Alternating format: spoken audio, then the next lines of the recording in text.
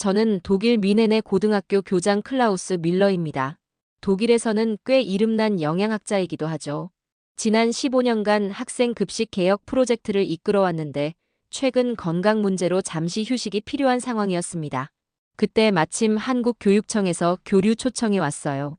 처음엔 거절하려 했지만 아시아 식문화에 대한 연구 경험이 부족했기에 새로운 시각을 얻을 기회라 생각했습니다. 인천공항에 도착했을 때 첫 느낌은 복잡함이었습니다. 독일의 여유로운 공간 배치와는 달리 모든 것이 빽빽하게 들어차 있었죠. 교육청 관계자 김민수 씨가 마중 나와 있었고 첫날 일정으로 지역 고등학교 급식 시식 행사가 준비되어 있다 했습니다. 학교에 도착하자 수많은 학생들이 교실에서 도시락을 먹고 있었어요. 그날 저녁 이정순 할머니에게 이메일을 보냈습니다. 독일에서의 상황과 실험 계획을 설명하고 조언을 구했어요. 다음 날 아침 그분의 답장이 왔습니다. 변화는 천천히 하지만 확신을 가지고 추진하세요. 저도 40년 전 처음 급식 개혁을 시작할 때 많은 저항에 부딪혔답니다. 그 말에 용기를 얻었어요. 이제 실험을 통해 한국식 급식의 효과를 증명할 차례였습니다. 젓가락을 집어들고 어색하게 불고기 한 점을 집어 입에 넣었습니다. 솔직히 젓가락질에 익숙하지 않아 조금 당황스러웠어요. 하지만 입안에 퍼지는 맛은 예상 외로 좋았습니다. 단맛과 짠맛이 절묘하게 어우러져 있었죠. 이어서 시금치 나물을 맛봤는데 깔끔하고 담백했어요. 김치는 처음에 그 매운맛에 놀랐지만 이상하게도 계속 먹게 되는 중독성이 있었습니다. 놀라운 것은 각 음식이 빨강, 초록, 갈색, 하양, 검정 등 다양한 색으로 구성되어 있다는 점이었어요. 나중에 알게 된 오방색 철학이었습니다. 어떠세요? 이정순 할머니가 물으셨죠. 저는 솔직히 맛있네요 라고 대답할 수밖에 없었습니다. 그런데 정말 신기한 건 처음에는 양이 터무니없이 적다고 생각했는데 다 먹고 나니 적당한 포만감이 느껴진다는 점이었어요. 폭식하거나 배가 터질 듯한 느낌 없이 그저 딱 적당했습니다. 식사를 마친 후 김민수 씨가 한국 도시락의 구성 원리에 대해 설명해 주었어요. 우리는 오방색 철학을 따릅니다. 빨강, 노랑, 파랑, 하양, 검정. 이 5가지 색이 균형을 이룬 음식이 건강에 좋다고 믿거든요. 처음 들어보는 개념이었습니다. 독일에서는 주로 칼로리와 영양소 함량으로만 식단을 평가하는데 말이죠. 호텔로 돌아와 침대에 누웠을 때도 한국 도시락에 대한 생각이 꼬리를 물었습니다. 분명 양은 적었는데 왜 이렇게 만족감이 큰 걸까? 영양학자로서의 직업병인지 궁금증이 계속 일었어요. 그날 밤은 생각보다 편안하게 잠들었습니다. 독일에서는 자주 겪던 소화불량이나 속쓰림 없이 말이죠. 다음 날 아침 호텔 레스토랑에서 독일식 아침을 주문했습니다. 빵과 소시지, 치즈, 계란 프라이가 접시에 가득 담겨 나왔어요. 익숙한 내 나라 음식이라 반가웠지만 첫 입을 베어 물자마자 느껴지는 기름기에 갑자기 위가 불편해지는 느낌이 들었습니다. 평소 같았으면 전혀 문제가 없었을 텐데 이상하게도 어제 먹은 한국 도시락에 비해 무겁게 느껴졌어요. 아침 식사 후 김민수 씨와 만나 오늘의 일정을 확인했습니다. 오늘은 이정순 선생님의 급식 컨설팅 수업을 참관할 예정입니다. 솔직히 그다지 기대되지 않았어요. 어제의 도시락 사건으로 이정순 할머니를 다시 만나는 게 조금 부담스러웠죠. 하지만 전문가로서의 호기심이 그 불편함을 넘어섰습니다.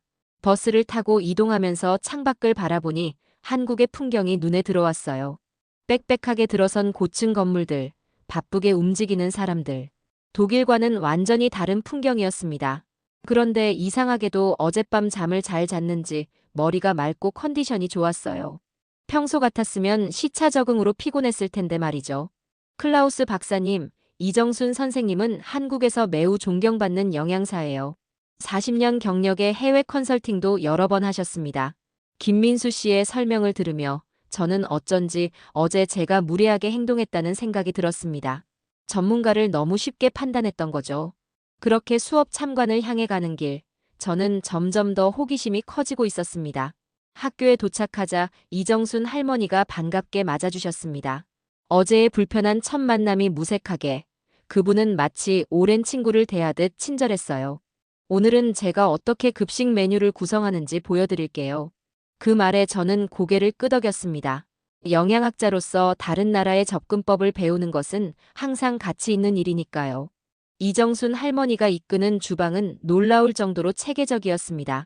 독일의 대형 급식소처럼 거대한 조리 기구는 없었지만 모든 것이 효율적으로 배치되어 있었어요. 주방 한쪽에는 발효식품들이 차곡차곡 준비되어 있었죠. 김치, 된장, 고추장. 처음 보는 것들도 많았습니다. 한국 급식의 핵심은 균형입니다. 이정순 할머니의 설명이 이어졌어요. 우리는 오방색 철학에 따라 5가지 색이 모두 들어간 식단을 구성해요. 빨강은 고추나 토마토, 노랑은 달걀 노른자나 호박, 초록은 시금치나 깻잎, 하양은 쌀이나 두부, 검정은 김이나 버섯 같은 식재료죠.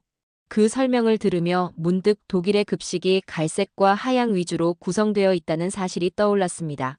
컨설팅 수업에는 여러 학교의 영양사들이 모여 있었어요. 이정순 할머니는 이들에게 계절별 식재료 활용법, 영양소 균형, 그리고 무엇보다 중요한 맛에 대해 강조하셨습니다. 아이들이 맛있게 먹어야 영양분도 제대로 흡수됩니다. 맛없는 건강식은 의미가 없어요. 이 말에 깊이 공감했습니다. 독일에서도 같은 고민을 했으니까요. 특히 인상적이었던 것은 약식 동원이라는 개념이었어요. 음식과 약은 근원이 같다는 철학으로 올바른 음식이 곧 건강의 시작이라는 의미였습니다. 특히 놀라웠던 것은 한국 급식이 단순히 배를 채우는 것이 아니라 교육의 일부로 여겨진다는 점이었어요. 이정순 할머니는 식사 예절부터 식재료에 대한 감사함, 그리고 음식물 쓰레기 줄이기까지 급식 시간을 통해 가르치고 있었습니다. 독일에서는 영양소와 칼로리에만 집중했던 재접근법이 갑자기 단편적으로 느껴졌어요. 한국에서는 1953년부터 학교 급식이 시작되었고, 지금은 학생들 일일 영양 섭취량의 약 35%가 학교 급식에서 온다고 했습니다. 그만큼 아이들의 건강과 성장에 중요한 영향을 미치는 거죠. 점심시간이 되자 학생들이 질서정연하게 급식을 받기 시작했습니다. 그날의 메뉴는 현미밥, 콩나물국, 불고기, 시금치 나물, 김치였어요. 어제 먹었던 도시락과 비슷한 구성이었죠. 학생들은 대부분 음식을 남기지 않고 깨끗이 비웠습니다. 독일에서는 상상하기 어려운 광경이었어요. 우리 학교에서는 급식 잔반이 항상 큰 문제였거든요. 왜 학생들이 이렇게 잔반을 남기지 않죠? 궁금해서 물었습니다. 이정순 할머니는 미소를 지으며 대답하셨어요. 맛있으니까요. 그리고 우리는 아이들에게 음식의 소중함을 가르칩니다. 한 그릇의 밥에도 농부의 땀이 담겨 있다고요. 단순하면서도 깊은 철학이었습니다. 수업이 끝난 후 이정순 할머니와 차를 마시며 대화할 기회가 있었어요. 독일의 급식은 어떤가요? 그분이 물으셨습니다. 저는 솔직하게 우리의 시스템, 즉 칼로리와 영양소 중심의 접근법, 대량 조리 시스템에 대해 설명했죠. 그러면서 문득 우리 급식에 철학이 부족하다는 생각이 들었습니다. 단순히 배를 채우는 것 이상의 의미가 없었던 거죠. 이정순 할머니는 끝까지 경청하신 후 음식은 단순한 연료가 아니라 문화이자 교육입니다 라고 말씀하셨어요. 그 말이 마음에 깊이 박혔습니다. 15년간 급식 개혁을 이끌며 한 번도 생각해보지 못한 관점이었으니까요. 그날 저녁 호텔로 돌아오는 길에 독일 급식에 대한 제 시각이 조금씩 변하고 있다는 것을 느꼈습니다. 한국에 온 지 일주일째, 저는 이상한 변화를 느끼기 시작했습니다. 아침에 일어나면 머리가 맑고 컨디션이 좋았어요. 독일에서는 항상 느끼던 속 쓰림이나 소화불량 같은 증상도 사라졌죠. 처음에는 단순히 휴가 효과라고 생각했습니다. 스트레스에서 벗어나 새로운 환경에 있으니 그럴 수도 있겠죠. 하지만 일주일간 매일 한국 음식을 먹으면서 이 변화가 단순한 우연이 아닐지도 모른다는 생각이 들었어요. 김민수 씨의 권유로 매일 아침 한국식 조식을 먹기 시작했는데 미역국, 밥, 김치, 몇 가지 나물로 구성된 이 식사는 처음에는 양이 적다고 느꼈지만 하루 종일 에너지가 넘쳤습니다. 점심에는 이정순 할머니가 추천한 다양한 한국 급식을 체험했어요. 비빔밥, 된장찌개, 불고기. 모든 메뉴가 오방색 철학에 따라 다양한 색과 맛을 갖추고 있었습니다. 특히 발효식품의 비중이 높다는 점이 눈에 띄었어요. 독일에서도 사우어크라우트 같은 발효식품이 있지만 한국만큼 일상적으로 먹지는 않죠. 장내 미생물의 다양성이 건강의 핵심입니다. 이정순 할머니의 말씀이 자꾸 떠올랐어요. 영양학자로서 장내 미생물의 중요성은 알고 있었지만 급식에 그 개념을 적극적으로 도입한 적은 없었습니다. 한국식 식단은 다양한 식물성 식품과 발효식품으로 장내 환경을 개선하는 데 초점을 맞추고 있었어요. 독일 본국의 가족들과 영상통화를 하던 중 아내가 놀라운 말을 했습니다. 여보, 얼굴색이 좋아졌네요. 뭔가 달라 보여요. 저도 모르게 웃음이 나왔어요. 이상하게 건강해진 것 같아.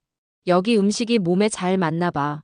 아내는 반신반의하는 표정이었지만 저는 확실히 변화를 느끼고 있었습니다. 이정순 할머니의 말씀이 떠올랐어요. 음식에는 몸과 마음의 균형을 잡아주는 힘이 있습니다. 한국 음식은 단순한 영양 공급이 아니라 음식을 통한 소통과 조화를 중요시하죠. 특히 놀라웠던 것은 집중력의 향상이었어요. 독일에서는 점심 식사 후 항상 졸음과 싸워야 했는데 한국 음식을 먹은 후에는 오히려 머리가 맑아지는 느낌이었습니다. 이런 변화가 단순히 심리적인 것인지 아니면 실제로 식단의 영향인지 영양학자로서 궁금증이 커졌어요.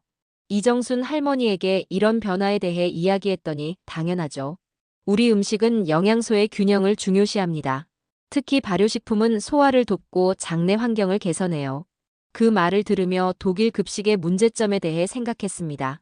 우리는 충분한 칼로리와 영양소를 공급하는 데만 초점을 맞추고 음식의 질과 다양성, 그리고 소화와 흡수 측면은 간과했던 거죠. 한국 방문 마지막 날, 교육청에서 작별 만찬이 있었습니다. 그곳에서 만난 한국 교육자들과 대화하며 한국 식문화의 철학적 깊이에 다시 한번 감탄했어요. 한 끼 식사가 단순한 에너지 공급을 넘어 문화와 역사, 그리고 교육의 일부라는 인식이 한국 급식의 핵심이었습니다. 비행기 탑승을 앞두고 이정순 할머니가 작은 선물을 주셨어요. 직접 담그신 김치와 몇 가지 말린 나물이었습니다. 독일에서도 한국 음식을 즐기길 바랍니다. 그분의 따뜻한 미소를 보며 처음 만났을 때의 무례했던 제 태도가 부끄러워졌어요. 한국을 떠나는 순간 이미 제 마음속에는 독일 급식을 변화시키고 싶다는 열망이 자라고 있었습니다. 독일로 돌아온 후 저는 즉시 우리 학교의 급식 시스템을 재검토하기 시작했습니다. 한국에서의 경험이 제 시각을 완전히 바꿔놓았거든요. 학교 영양사 팀과 함께 현재 메뉴를 분석해보니 예상대로 갈색과 흰색 위주의 단조로운 색 구성, 과도한 지방과 탄수화물, 그리고 신선한 채소와 발효식품의 부재가 확연했습니다. 우리도 오방색 철학을 도입해보면 어떨까요? 제안했지만 영양사들의 반응은 미온적이었어요. 그런 동양적 개념이 우리 학교에 맞을까요? 학생들이 채소를 더 먹게 될 것 같지 않은데요. 반대 의견이 쏟아졌습니다. 이해할 수 있었어요. 변화는 항상 저항을 불러오니까요. 그럼에도 불구하고 저는 작은 변화부터 시도했습니다. 한국에서 가져온 나물 레시피를 응용해 샐러드 바를 개편했고 점심 메뉴에 발효식품을 하나씩 추가하기 시작했어요. 처음에는 학생들의 반응도 미온적이었지만 점차 새로운 메뉴에 흥미를 보이는 아이들이 늘어났습니다. 이런 작은 변화들의 용기를 얻어 드디어 학부모 회의에서 도시락 개혁을 제안했어요. 한국의 도시락처럼 균형 잡힌 메뉴 구성, 적절한 양, 그리고 오방색 철학을 적용한 새로운 급식 시스템을 소개했습니다. 그런데 예상치 못한 강한 반발이 있었어요. 우리 아이들에게 작은 도시락이라니, 성장기 아이들은 충분한 음식이 필요합니다. 한 학부모가 강하게 항의했죠. 다른 학부모도 가세했습니다. 우리 전통은 소시지와 감자예요. 갑자기 아시아 음식을 강요하는 건 문화적 정체성을 훼손하는 일 아닐까요? 그 말에 다른 학부모들도 고개를 끄덕였습니다. 회의장은 금세 소란스러워졌어요. 우리 아이들은 한국 아이들과 체격부터 다릅니다. 독일 음식이 세계에서 가장 우수한데 왜 바꿔야 하죠? 이런 반응들이 쏟아졌습니다. 문득 제가 한국에서 처음 도시락을 보고 했던 말이 떠올랐어요. 아이러니하게도 이제는 제가 그런 편견과 싸우고 있었죠. 회의가 끝난 후 학교 영양사 마르타가 다가왔습니다. 클라우스 선생님, 저는 선생님의 아이디어가 흥미롭다고 생각해요. 하지만 너무 급진적인 변화는 어려울 것 같아요. 마르타의 말에 공감했습니다. 변화는 점진적으로 이루어져야 한다는 걸 알고 있었으니까요. 집에 돌아와 한국에서 가져온 김치를 꺼내 먹으며 생각에 잠겼습니다. 어떻게 하면 독일 학부모들과 학생들에게 한국식 식단의 장점을 설득할 수 있을까? 단순히 건강에 좋다는 주장만으로는 부족했어요. 독일인들은 증거를 중시하니까요. 그때 제 머릿속에 아이디어가 번쩍 떠올랐습니다. 다음 날 교무회의에서 저는 새로운 제안을 했어요. 한국식 도시락과 독일식 급식의 효과를 비교하는 실험을 해보면 어떨까요? 객관적인 데이터를 수집해서 어떤 방식이 학생들에게 더 좋은지 알아보는 겁니다. 의외로 이 제안에는 많은 교사들이 흥미를 보였어요. 독일인들답게 과학적 접근법을 좋아했던 거죠. 하지만 여전히 회의적인 목소리도 있었습니다. 체육교사 토마스는 우리 아이들은 활동량이 많아요. 작은 도시락으로는 충분한 에너지를 공급받지 못할 겁니다라고 주장했죠. 그의 우려를 이해했지만 저는 한국 학생들도 충분히 활동적이라는 점을 상기시켰습니다. 결국 실험은 승인되었고 이제 실행 계획을 세울 차례였어요. 실험은 간단했습니다. 우리 학교 2학년 학생들을 두 그룹으로 나누어 A그룹은 기존 독일식 급식을, B그룹은 한국식으로 재구성한 급식을 4주간 제공하기로 했어요. 물론 모든 학부모에게 충분한 설명을 하고 동의를 구했죠.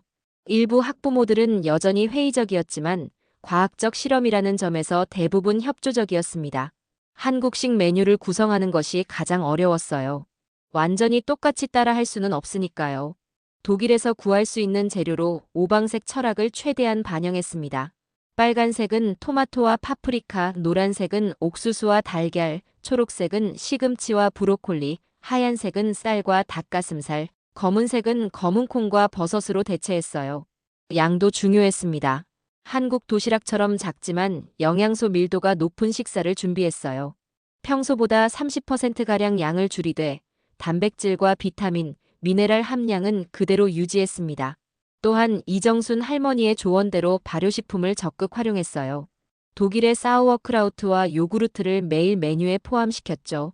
첫째 주는 혼란스러웠습니다. B그룹 학생들은 평소보다 적은 양의 음식에 불만을 토로했어요. 배고파요, 선생님. 이런 피드백이 끊임없이 들어왔죠. 하지만 놀랍게도 둘째 주부터 변화가 나타나기 시작했습니다. B그룹 학생들이 급식을 먹은 후 오후 수업에 더 집중하는 모습이 보였어요. 클라우스 선생님, 요즘 6교시 수학 수업에 B그룹 학생들이 훨씬 집중력이 좋아요. 수학교사 한나의 피드백이 들어왔습니다. 다른 교사들도 비슷한 관찰 결과를 전했어요. 체육교사 토마스조차 예상과 달리 B그룹 학생들의 체력이 떨어지지 않았습니다. 오히려 더 지구력이 좋아진 것 같아요라고 말했죠. 셋째 주, 우리는 학생들의 수면 패턴을 조사하기 시작했습니다. 학부모들에게 설문지를 배포해 아이들의 수면 시간과 질을 기록해달라고 부탁했어요. 결과는 놀라웠습니다. B그룹 학생들의 수면의 질이 확연히 향상되었다는 응답이 많았어요. 아이가 요즘 푹 자고 아침에 더 상쾌하게 일어난다는 피드백이 대다수였죠. 실험 마지막 주, 우리는 모든 학생들의 학업 성취도, 체력, 그리고 전반적인 건강 상태를 종합적으로 평가했습니다. 데이터는 명확했어요. B그룹 학생들은 평균적으로 집중력 테스트에서 18% 높은 점수를 받았고 오후 수업 참여도가 25% 증가했으며 수면의 질은 30% 향상되었습니다. 특히 주목할 만한 것은 소화 문제와 피로감을 호소하는 학생이 B그룹에서 현저히 적다는 점이었어요. 실험 결과를 정리하면서 저는 이정순 할머니의 말씀을 떠올렸습니다. 음식은 단순한 연료가 아니라 몸과 마음의 균형을 잡아주는 것입니다.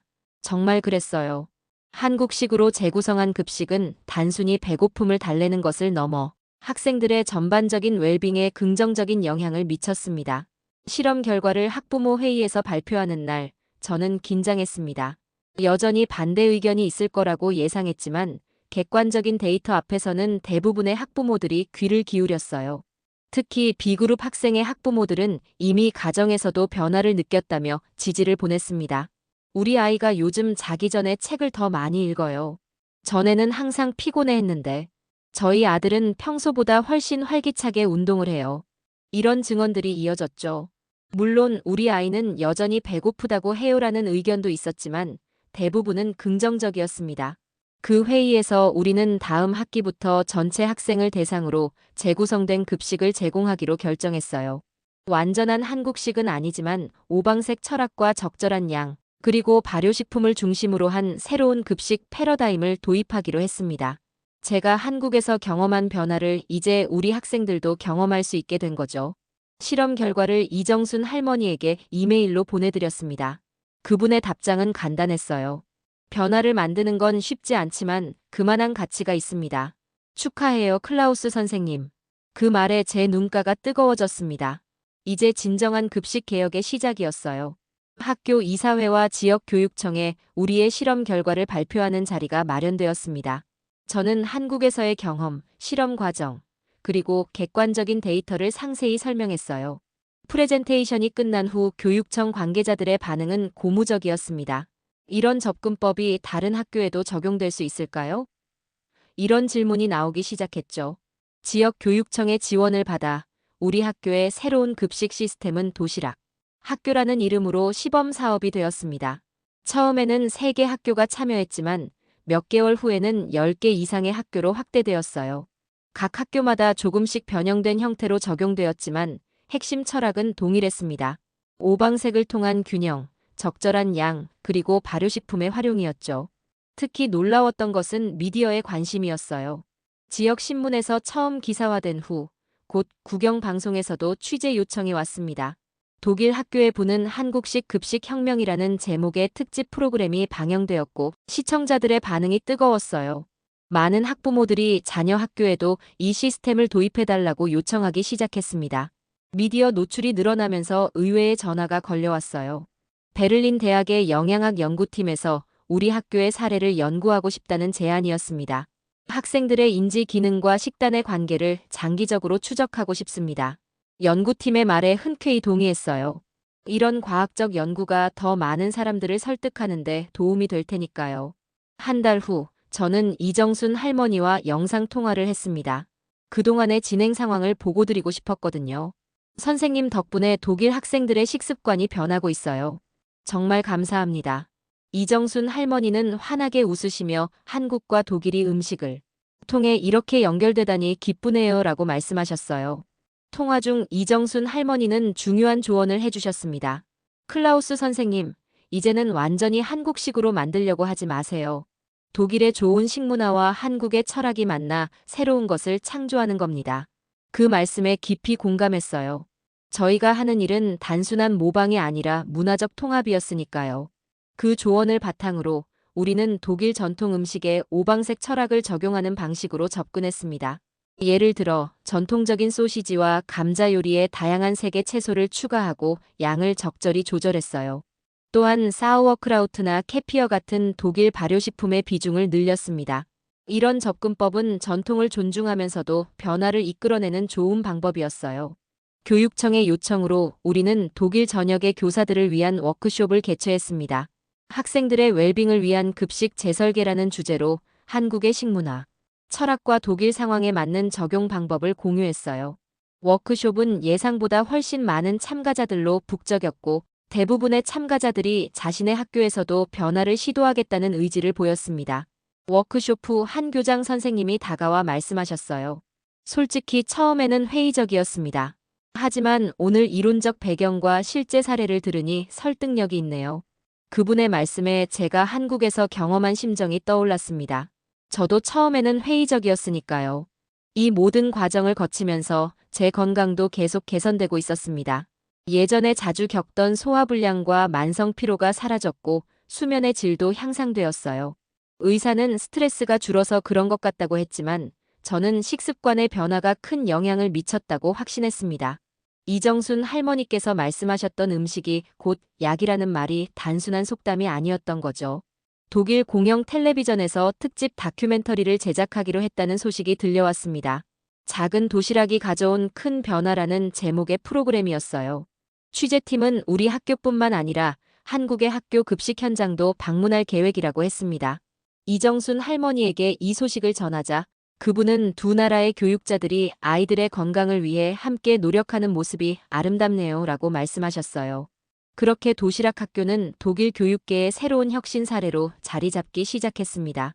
처음에는 단순한 급식 변화처럼 보였지만 이제는 학생들의 전반적인 웰빙과 학습 환경을 개선하는 종합적인 교육 철학으로 인정받게 되었어요. 그 과정에서 한국의 지혜가 독일 교육을 풍요롭게 한 것이죠. 한국 전통 음식 문화의 핵심 가치인 한과 정과, 존중과 배려, 그리고 균형과 조화가 독일 학교 문화에도 스며들기 시작했습니다. 음식이 단순한 영양 공급이 아니라 문화적, 정서적 교육의 매개체가 된 것이죠. 도시락 학교 프로젝트가 시작된 지 1년이 지났습니다. 베를린 대학 연구팀의 장기 추적 조사 결과가 발표되었어요.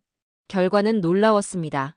오방색 철학을 적용한 급식을 먹은 학생들은 집중력, 기억력, 그리고 전반적인 학업 성취도가 유의미하게 향상되었죠.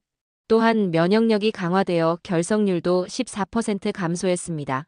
연구 결과가 국제 학술지에 게재되면서 독일을 넘어 유럽 전역에서 관심이 쏟아졌어요. 프랑스, 이탈리아, 스웨덴 등 여러 나라의 교육 관계자들이 우리 학교를 방문했습니다. 각국의 식문화는 다르지만 오방색 철학과 균형 잡힌 영양이라는 기본 원칙은 어디서나 적용 가능했죠. 특히 감동적이었던 것은 학생들의 변화였습니다. 급식 시간이 단순한 밥 먹는 시간이 아니라 음식에 대해 배우고 감사하는 교육의 장으로 바뀌었어요. 학생들은 자발적으로 음식물 쓰레기 줄이기 캠페인을 시작했고 학교 텃밭을 가꾸며 직접 채소를 재배하기 시작했습니다. 작은 도시락에서 시작된 변화가 학교 문화 전체를 바꾸고 있었죠. 저는 학생들의 요청으로 특별 수업을 열게 되었습니다. 세계의 식문화와 건강이라는 주제로 각국의 전통 음식과 철학을 탐구하는 선택 과목이었어요. 학생들은 특히 한국의 발효식품에 큰 관심을 보였고 직접 간단한 김치를 담그는 실습도 했습니다. 이정순 할머니가 영상으로 특별 강의를 해주셨을 때는 교실이 환호성으로 가득 찼죠. 독일 교육부에서는 도시락 학교 모델을 국가교육혁신 사례로 선정했습니다. 이제 전국의 학교들이 각자의 방식으로 이 철학을 적용할 수 있도록 가이드라인이 개발되었어요.